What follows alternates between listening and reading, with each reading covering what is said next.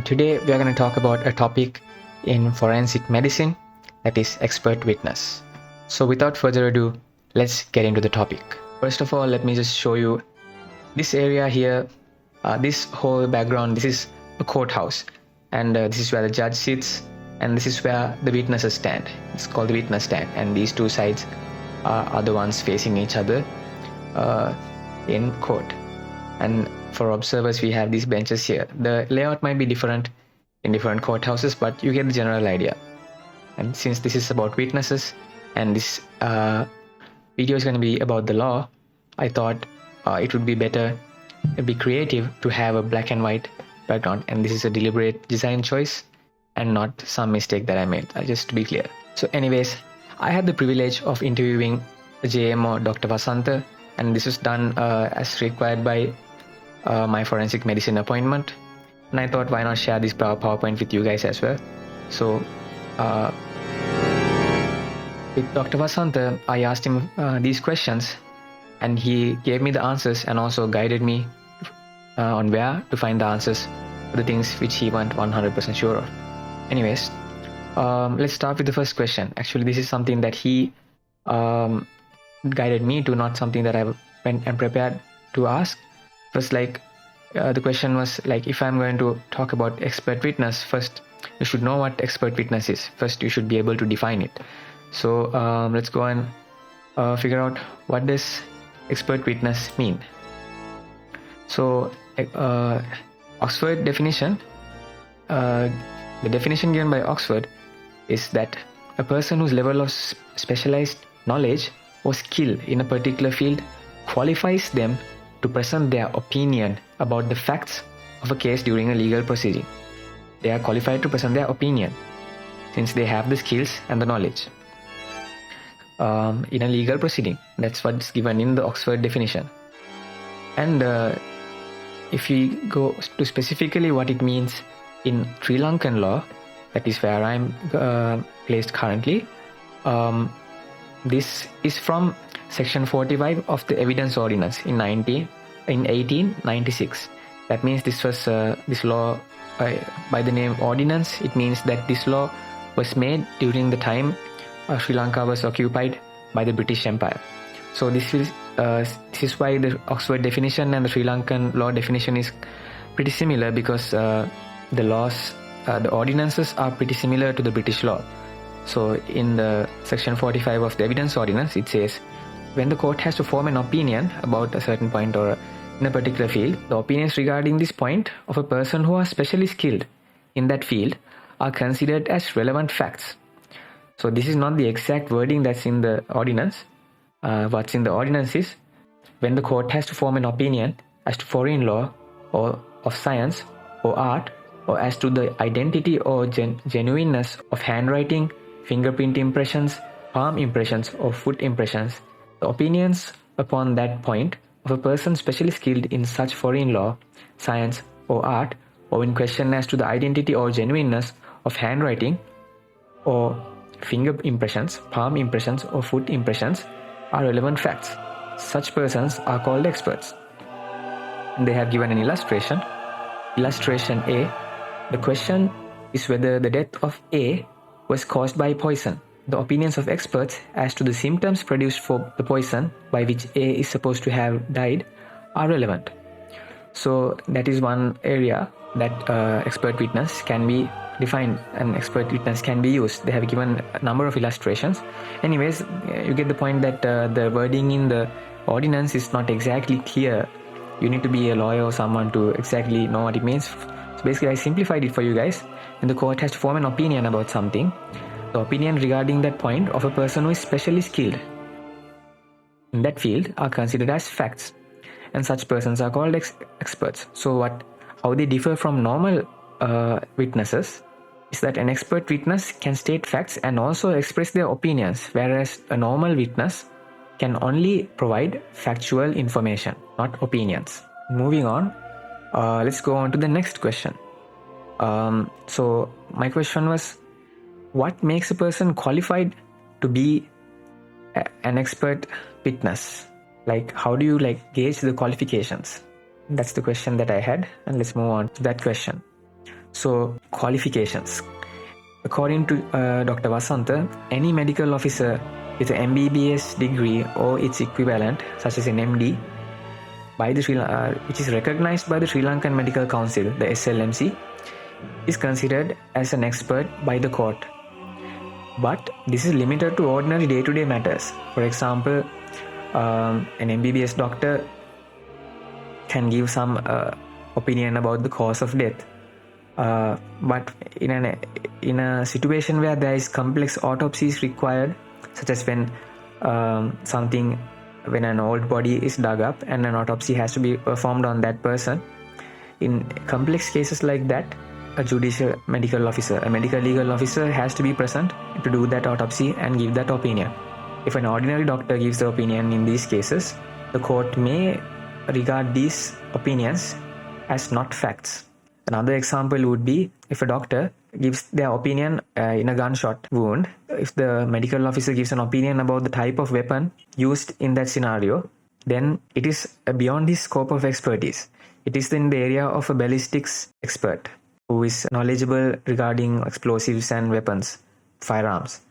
The doctor can only give an opinion whether this wound was caused by a high velocity object such as a bullet, or it can be a shrapnel from a bomb blast. So they can only give the opinion whether it's a high velocity object that hit the wound. That is one area that they might not be qualified. So the court can decide whether they are qualified or not. And let's move on to the next one. Since these doctors, as doctors, if we are to be expert witnesses, we'd have to go to court and present our opinion as facts. So is there anything that we need to know in court that we need to be aware of? Actually, respect the court. There are lots of things that you have to be aware of when you're in court. General idea is that you have to be respectful and avoid in any way that you might act that may be disrespectful to the court. Even crossing your legs at your thighs can be disrespectful when you're sitting in court.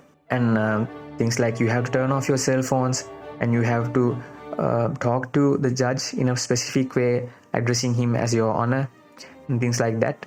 There are lots of things that you have to do to respect the court. And if you don't do so, you can be punishable by the law. There are many examples, even famous examples in Sri Lanka. If you can recall Ranjan Ramanayaka and S.P. Disanayaka, they have been sent to jail for not respecting the law. Anyways, then number 2, obey the summons. So when your opinion is required by the court, they will send you a summon with the details regarding the case. And you have to obey these summons, or else your doctors can be busy people. They may have other surgeries to perform and all things like that. They have to inform them in written format that they will not be able to attend to court that day with that valid reason. And then the court can adjust the times to fit your schedule and do something with that. But in general, you have to obey the summons. And the second thing, be punctual. You have to get to court in time before the procedures start. Because I know few cases where the judges may have postponed the cases when the relevant people did not appear in court in time. And the fourth thing, proper attire. And this is also a whole topic on itself, but I will explain in basic terms. You have to go to court either in coat and tie. For a girl, it will be coat with a blouse and a proper tight skirt, or a sari without too much jewelry, a decent looking sari. That is our traditional dress in Sri Lanka. If you are going to be presenting in foreign courts, it's best to go in Western formal attire, which is a tight skirt, blouse and a coat. Even a tie would be appropriate. And number 5, never leave court without permission. This is not like any lecture or anything. You can't leave the court without permission. You have to excuse yourself. I mean, doctors can have some emergencies, like let's say you're a VOG and a woman is going to labor and labor obstruction, and you might have to leave immediately to the surgery for a C-section. But you have to inform the court and get permission if you are going to leave. Otherwise, there can be problems. And number 6, never lose temper. In court, you might not have guessed, there may be lots of instances where you can lose your temper. When the opposition or the defense is cross-examining you, they might try to bring up things about your past to discredit your opinion, and there may be so many instances where you can lose temper, and you should never do this. This also can lead to a lot of trouble. You have to be professional and not lose your temper. And that's it for court proceedings. Let's move on to the next question. The fourth thing I asked him was, are there any guidelines that we need to follow when we are going to give expert witness when we become doctors? And let's move on to that. Guidelines. He told me about several guidelines, and I looked into those, and I found the things that are relevant to expert witness in these guidelines that are relevant to Sri Lanka. The first one that I looked at was the National Guidelines on Examination and Report of Management of Sexually Abused Survivors for medico-legal purposes. This one is for sexually abused survivors, and in this they have a format for collecting medico-legal information and alleged sexual abuse cases. So this format is only used for the doctor's purpose, not for forming any report. It is to collect the information for the doctor's use, and it has format. It mentions everything that you need to ask the patient when you are collecting information for this case. And then there is another format for the medical legal report, the things that you need to mention in the medical legal report. And these things are important for an expert witness who is presenting in court for a case such as sexual abuse. And why this medical legal part is important is that I forgot to mention, as a doctor, presenting in court is not the only way you can give your opinion as an expert witness. These medical legal reports and post-mortem reports, they can be used as a format to give your opinion in court. So these reports can also act as expert witness, the reports that you produce. There are areas in these reports to give remarks, not just facts. So, and the next guideline that I looked at was about the management of child abuse and neglect. And this guideline tells doctors that they need to finalize the report within 3 weeks, because time is of the essence for a child. If you take years to finalize these reports, by the time the child is taken away from the abusive home, he might not even be a child at that point. So time is of the essence, and therefore these reports, they have asked the doctors to finalize in 3 weeks. And then they also have guidelines about hosting clinical case conferences and institutional case conferences.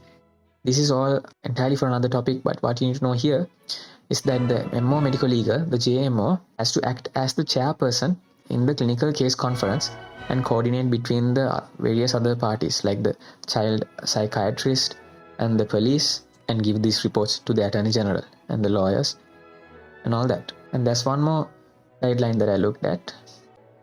Yeah, this one. This is the guideline on autopsy practice in criminally suspicious cases and homicides in autopsies. So this one is produced by the Department of Forensic Medicine in the Faculty of Medicine, University of California, and this is made for postgraduate trainees and medical students and such. So in this, this is also about in this they have a section about how to make the autopsy report, and this is also relevant to this topic because autopsy report can be used to express the expert opinion. So according to this, if the results are waiting of some investigation, the cause should not be concluded until those results come, and the opinions should be evidence-based as much as possible, and the cause of death must not be approximate. And they have mentioned to not use terms such as asphyxia, consistent with asphyxia, and cardiorespiratory arrest. And they have said not to use those terms and other terms that are approximate. And then the fifth point is if the cause of death cannot be found, it should be listed as unascertained or undetermined. Another professor in forensic medicine told me that apparently in America they use the term unascertainable, and he said that usually means that it cannot be determined by anyone. But when you say unascertained, it just means that it cannot be determined by me. Maybe someone else can determine the cause of death, but not by me.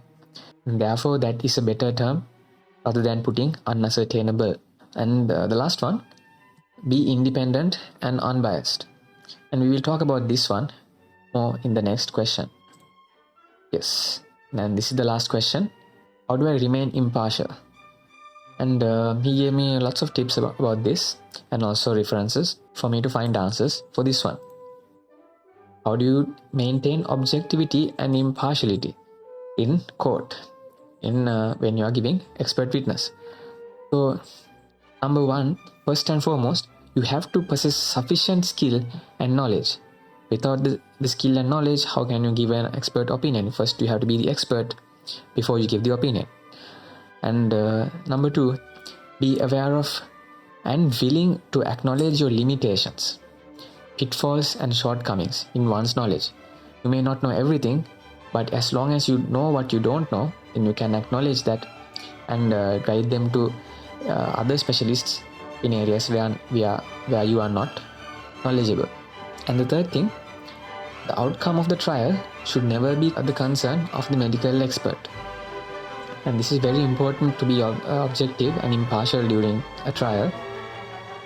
You should never think about what will happen to the defendant or the person who is being prosecuted. That should never be your interest. Your role here is to guide the court in arriving at the truth of the situation. And then you have to provide a balanced opinion, acknowledging alternative viewpoints or limitations in the evidence. When your opinions are challenged, you have to acknowledge the correct and the correct things and the limitations in those viewpoints as well, and approach this in an unbiased way. And there's more to this. And this part is mostly relating to instances where an expert witness can be called by the defense. So mostly expert witnesses are called by the government side, by the state, when producing autopsy reports and medico-legal reports. These are done by state doctors and they are representing the prosecution side mostly. But the defense can bring in experts by their own expenses and have them represent their opinion. And in these cases, the fees should be reasonable as for the doctor to be unbiased. The usual formula is that the doctor's fees should be somewhere around the amount of his day's income, because he'll be missing out on that income if he were to appear in court that day. His day's income, his transport and logistic expenses. Anything exceeding this amount can be considered unethical, because that would make the doctor biased towards the defense. And secondly, be transparent about your methodology, data analysis and sources of information when you're presenting facts, and on which facts you formed your opinion when you're presenting your opinion as a witness, as an expert witness. And then thirdly, you have to cooperate with opposing experts.